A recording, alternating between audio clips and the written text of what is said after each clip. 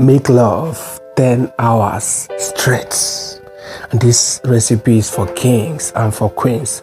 This is a sure bet recipe for strength, unusual strength, a natural strength booster. So what you need is cucumber, slice off the back of the cucumber, because all we'll be needing here is the inside of the cucumber. We don't need the back of the cucumber. All right, the same thing goes with our tomato. You don't need to make it big, just a small portion, or even as big as you want. You can store the rest. But here I'm only making the one I will use once, right? And then you will merge the cucumber and the tomato. Remember, the backs are not included, it's just the inside. You merge them very well, make sure they are well merged. Then you will sieve them without adding water. Sieve without adding water. Bring your sieve and then a cup or a plate. Do it exactly the way we are doing it. Remove the juice from the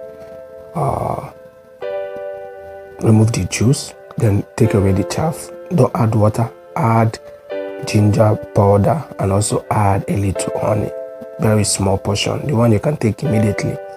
Then bring out your lemon.